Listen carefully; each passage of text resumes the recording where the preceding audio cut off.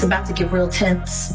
And there's a lot of girls and boys who are still trapped inside the machine, working, paying their flesh debts. The FBI has made a shocking discovery. Were you surprised that there were so many cameras in his houses? No! So let me ask you, when you hear that Cassie was told to hire male escorts to come in what they call freak-offs now, Yeah. is that something normal that happens in Hollywood? Yeah. Freak-offs. Hey, everybody know that. Well, did he start snitching? He better. But the only thing I'm interested in him talking about is everything he knows about Kathy Coriana White. See, I know you know what happened to Corey. Did he? I know that. On August 25th, 2001, the world lost R&B's rising star, Aaliyah, in what was called a tragic accident. But dig a little deeper, and it stops looking like an accident. It starts looking like a setup. The small Cessna 402B that crashed in the Bahamas. It was over 900 pounds too heavy and had more people on board than it was cleared to carry. And the pilot, he wasn't even legally allowed to fly. Plus, toxicology showed he had cocaine and alcohol in his system. But it gets even more twisted. Some reports say Aaliyah didn't want to board that plane, that she was drugged, that she was unconscious and carried on board. Pilot, who we'll talk about in a minute, recommended that only 7 people fly with Aaliyah, or a total of 7 people in the party. She happened to have 8 in her party. And there was also some heavy equipment and luggage on board. Aaliyah was a nervous flyer, and she was immediately sort of put off by this. Another thing, the flight was scheduled to take off early in the night. It was about 3.5 hours late to arrive at the Abaco Islands. Which, if you're a nervous flyer, already adds to your anxiety. You see this tiny plane, they're late, it's nightfall all of a sudden. Shortly after takeoff, literally 200 feet from the runway, the plane nosedives and crashes, killing nearly instantly 7 of the passengers and the pilot. The only survivor in the immediate aftermath of the crash was a man named Scott Gallen. Scott Gallen was Aaliyah's security guard. What really happened before takeoff? Why the rush to get her out of there so fast? Who had something to gain from her sudden death? These details don't add up. They scream foul play. This ain't just a freak accident. These are red flags flying high. And when you follow the shadows behind the fame, the whispers all point in one shocking direction. 2 of the biggest names in the game, Jay-Z and Beyoncé. Why them? What were they afraid of? The answers might be more disturbing than anyone's ready for. If Jay-Z was watching Aaliyah rise too fast for his liking, his obsession might have been way deeper and way more dangerous than anyone realized. Fans thought it was just music, just industry stuff. But according to Dame Dash, Aaliyah's boyfriend at the time, Jay wasn't just interested, he was in love. And when Aaliyah chose Dame instead, their friendship shattered. But here's the part most people never saw. This wasn't just some casual love triangle. It was personal. Jay allegedly tried to get with Aaliyah when she was still underage, and that detail alone has made this whole story blow up with even more questions. What really happens when a man with that much power gets rejected in the game? That ego doesn't just bruise, it breaks, and then it plots. Now people are asking, were Jay's feelings just about love, or was he trying to own her? And when he couldn't, did he want her gone? Some say Aaliyah's bond with Dame made her a threat to the top dogs, powerful names who didn't like losing control. Unsee. I have to honestly say that everything is worth it. The hard work, the times when you're tired, the times when you're a bit sad, the good moments when you're on stage performing in front of thousands of people. In the end, it's all worth it because it really makes me happy. And I wouldn't trade it for anything else in the world. I honestly wouldn't. But Jay-Z wasn't moving in the shadows alone. His closest ally, Diddy, had secrets of his own. And when you connect the dots between them, things start looking way darker than anyone expected. This wasn't just 2 artists vibing, it was a power move. Diddy and Jay-Z formed a deadly alliance back in the early 90s. Together, they didn't just build empires. They might have helped bury threats too. These 2 weren't just making hits, they were rising through the ranks while dodging legal bullets. In 1999, Jay-Z was pleading guilty to stabbing a record exec. Around that same time, Diddy was slipping out of charges from a nightclub shooting that turned fatal. Yet somehow, both walked away clean.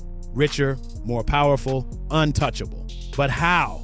More and more people now believe this wasn't luck. It was protection. shared dirt, shared connections, and maybe even shared crimes. Their friendship wasn't about loyalty, it was about leverage. Now with Diddy's recent collapse making headlines and Jay-Z getting dragged into the legal mess by association, people are starting to ask, what else have these two been hiding?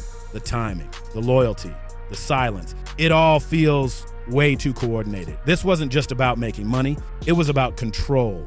Control over stories, over people, maybe even over life and death. Then came the bombshell. Jaguar Wright stepped up and blew it all wide open. Jaguar didn't just spark rumors, she went straight for the throat. In a series of wild interviews, she dropped explosive claims that sent shockwaves through the industry. According to her, Diddy and Jay-Z weren't just powerful, they were dangerous. P. Diddy sacrificed this rapper to save his career. On December 28, 1999, Sean Puffy Combs and his then-girlfriend were celebrating an album release for Shine. Shine was Puff Daddy's 21-year-old protege. They were leaving Club New York when Combs accidentally bumped into Scar, knocking a drink out of his hands. Things escalated and 3 people were shot but survived. Combs and Lopez were arrested for fleeing the scene with a gun in the trunk. J-Lo was quickly absolved. But witnesses said they saw Combs fire the gun, and the driver testified that P. Diddy bribed him to say the gun was his. Shine ended up being the fall guy and served almost 9 years for the incident. Shine alleges P. Diddy bought a witness to take the blame off himself. Combs changed his nickname to P. Diddy to put all this behind it, and 3 years later, Scar was gunned down in a Brooklyn nightclub. There are so many suspicious deaths around him, like when she directly tied both of them to Aaliyah's death and to years of abuse that had been swept under the rug. But she didn't stop there. Jaguar said Jay-Z didn't just want Aaliyah, he wanted her out of the way. And Beyoncé, not so innocent either. Jaguar claimed Beyoncé and her team used witchcraft and mental games to rise and to crush anyone who stood in their path. Jaguar's words lit a spark, but what came next? That lit a fire no one could put out. Theories that used to live in the shadows of Tumblr threads and deep web forums, they burst into the mainstream, and then came the lawsuit, the one that stopped the laughter and made even the biggest skeptics pay attention.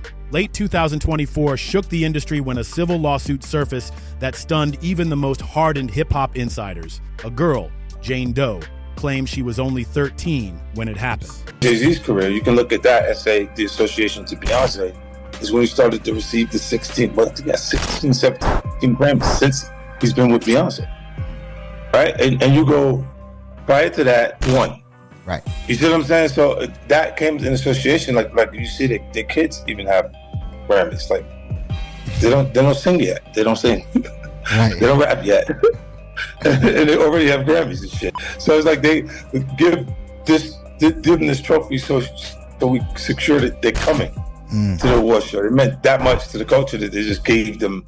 The suit alleged that both Diddy and Jay-Z drugged and assaulted her after the 2000 MTV VMAs. The details, beyond disturbing, the setting, hauntingly familiar. And what made it worse? The lawsuit said another celebrity stood there, watched, and did nothing. In early 2025, the case was dismissed due to clashing statements, but that didn't matter. The damage was already done, because what this lawsuit exposed wasn't just one case. It showed a pattern.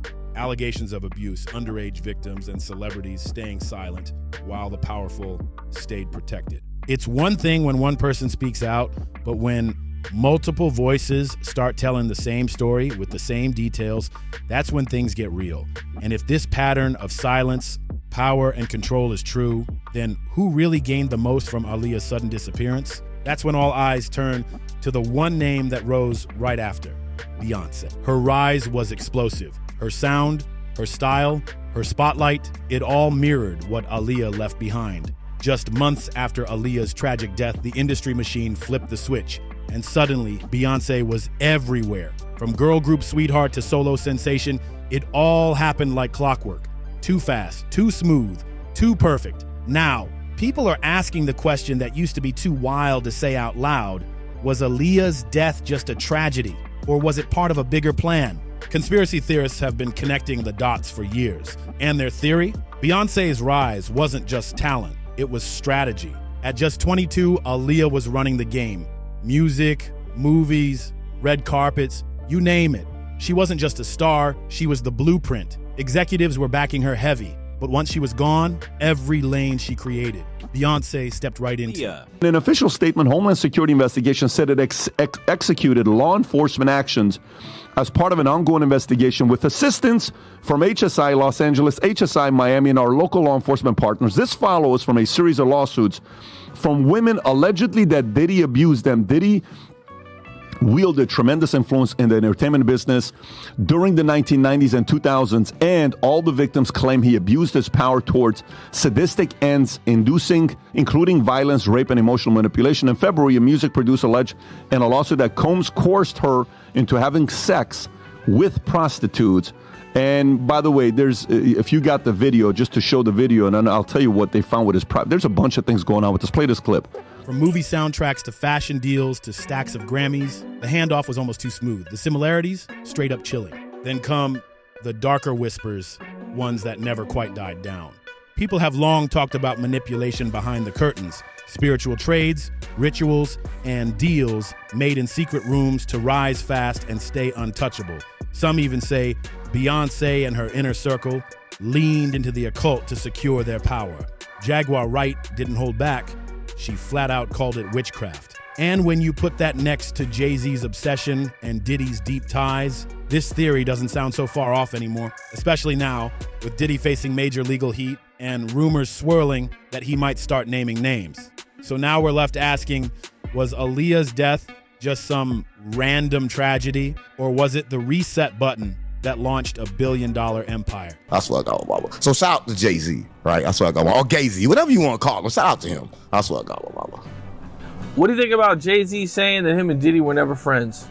Come on, gang, you gotta say that, right? You gotta say that I don't know you. See, I don't think you understand. See, you do a whole lot of blogging and like a lot of podcasts, whatever you do. I don't know what you do, but you gotta understand, gang. The first thing you gotta do is disconnect, right? I don't know Jay-Z. I don't know Diddy. You gotta say you don't know nothing. That's what I got. I told you before, right? You can't really say it, right? But behind all them lines, what he's saying is, I don't know what he was doing. I don't got nothing to do with that. He know Diddy, but he don't know Diddy when he transformed. I swear to God, when he transformed to the other person, he don't know that, right? I swear to God, but he know Diddy. Everybody know Diddy.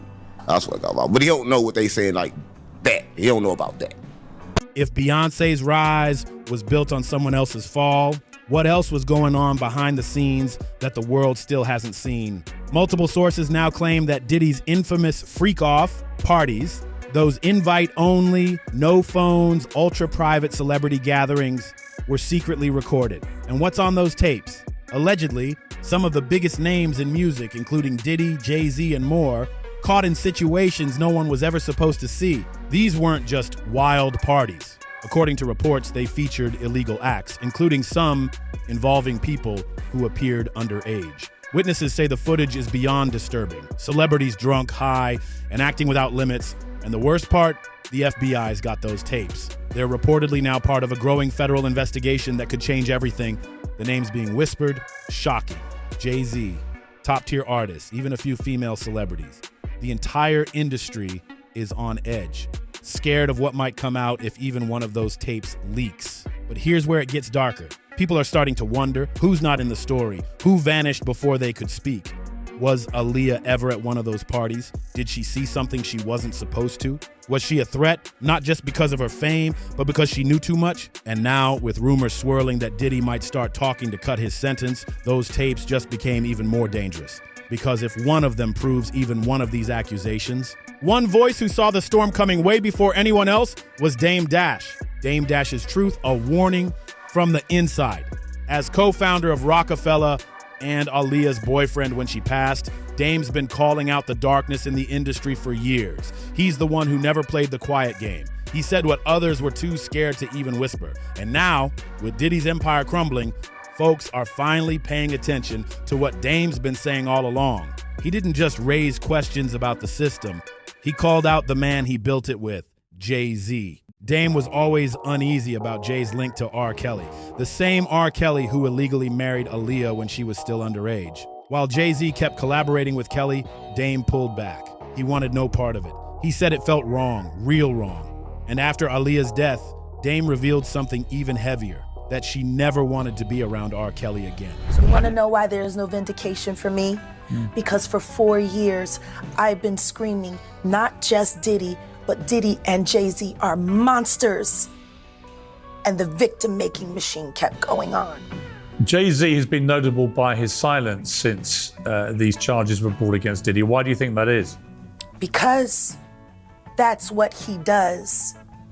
He starts little fires everywhere, forces everyone involved to go and carry water while he sneaks away without a response. That changes now, Sean.